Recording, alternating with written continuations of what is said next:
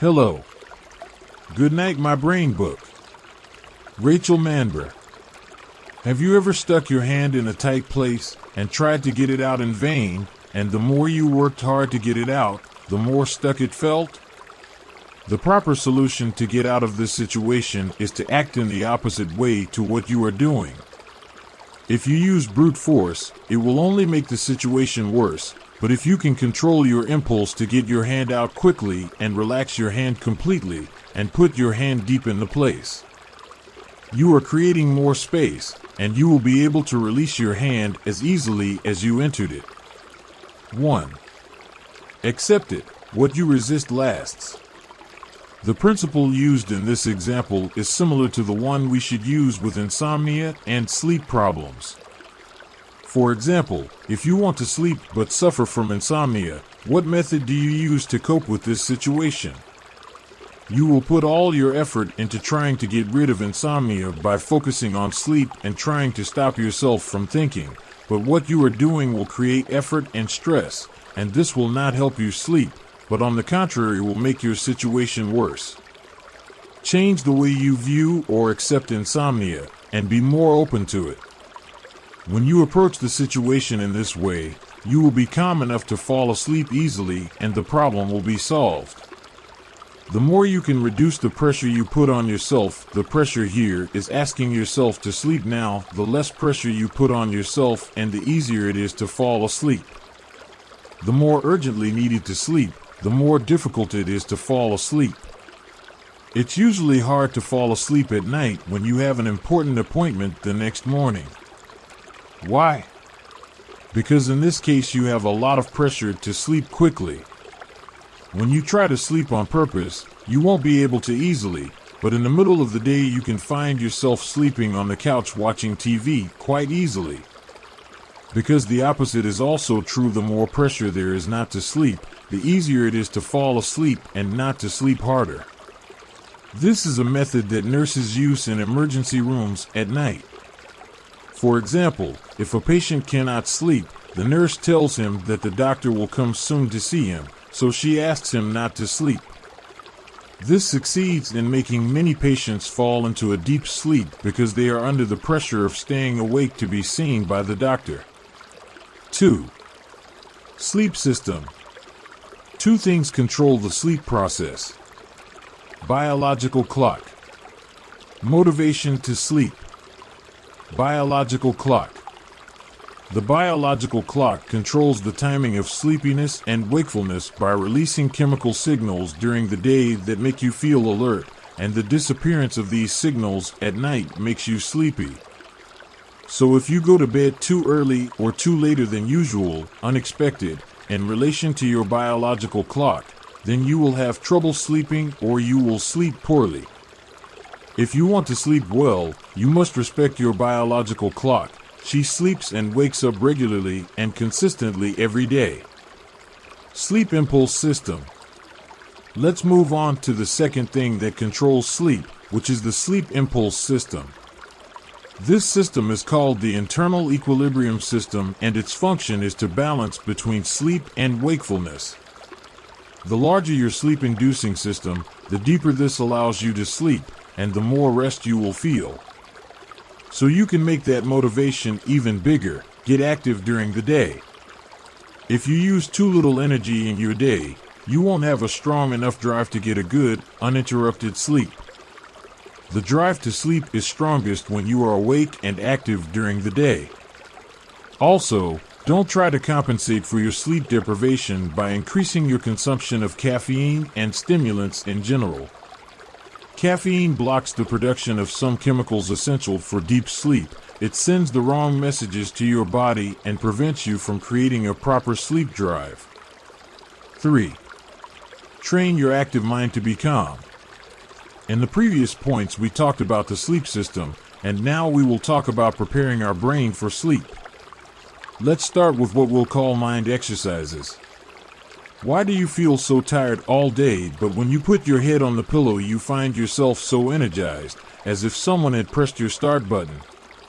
There are a lot of reasons why your brain can be active while you're trying to fall asleep, the most important reason being that you've unintentionally trained your brain to become active in bed. Animals and humans learn to relate to stimuli, and in psychology, a stimulus is defined as something that affects behavior in a particular direction. You turned your bed into a sexy one. I spent many nights activating wakefulness, anxiety, and frustration, sitting on the bed, and I made it trigger those behaviors. The frequent association between your bed and your wakefulness and attention is the cause, but you can deactivate if you cancel that association and form a new association by exercising your body and mind to rest in bed instead of being active in it. To do that, there are 3 important tips to stick to. Asterisk. Avoid doing wakeful activities in bed.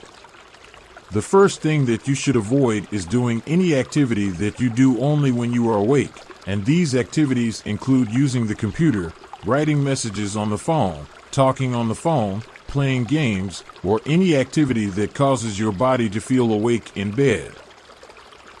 Be in bed only when you are asleep or about to fall asleep.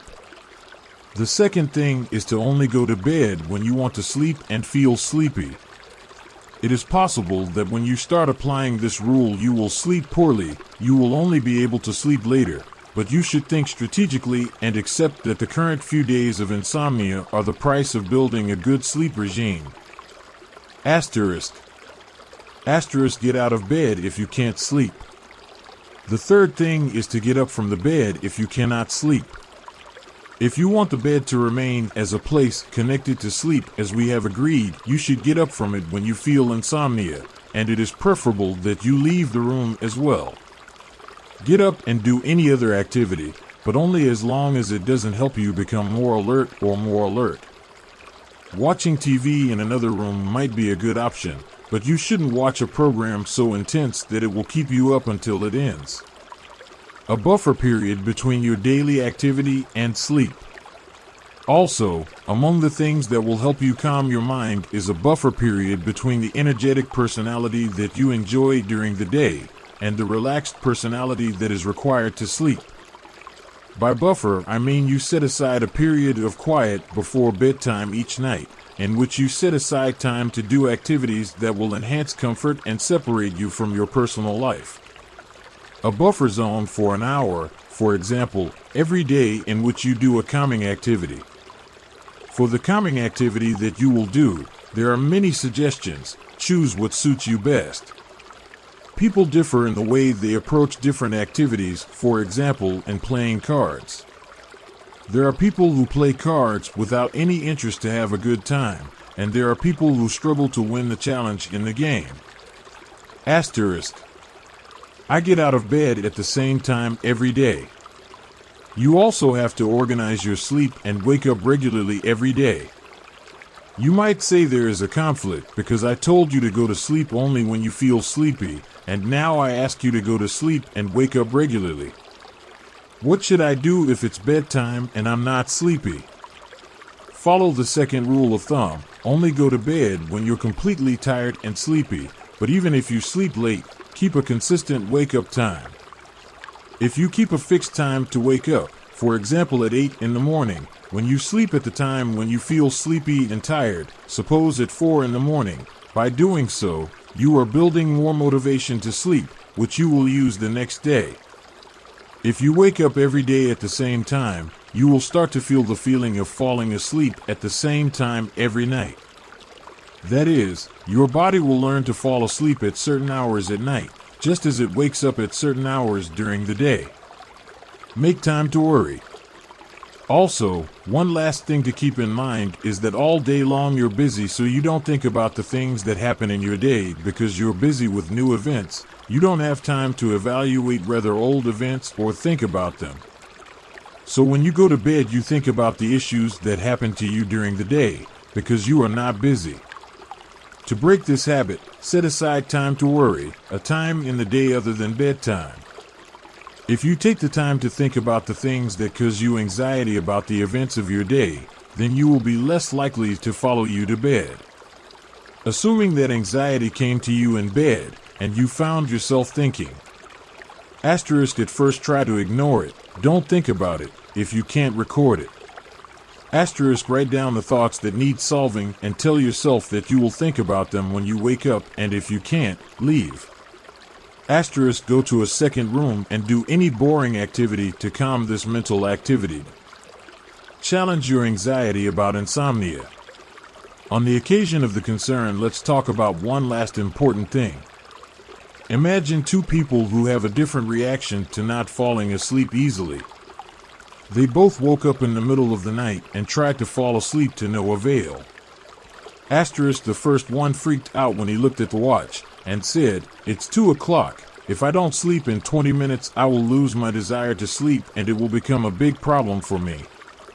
Asterisk, the other person said to himself, "Since it is 2 o'clock, it is better that I read a book or do something than try to sleep in vain." Who do you think will be able to sleep with them and be more calm? Always remember that your reaction to insomnia is more harmful than the insomnia itself. When you view insomnia as a catastrophe, it won't do you any good. It will make you more irritated and you'll stay awake longer. In other words, it will make it difficult to sleep. Change your view of insomnia and it will be much easier to deal with. How you think about your sleep will affect how you feel, and how you feel will affect your ability to sleep well, and even if you don't sleep after you do, you'll be a winner too. You might think that it's your poor sleep that makes the difference in the way you deal with events on the second day, but the fact is that it's your reaction to your lack of sleep that makes the difference. If you keep calm at night, the result may still be that you haven't slept enough, but you'll feel more relaxed and less stressed or anxious about what's happening to you. You'll feel more rested the next day than if you spent the whole night battling insomnia. Thank you for listening, and I'm glad we can be friends, and subscribe to the channel.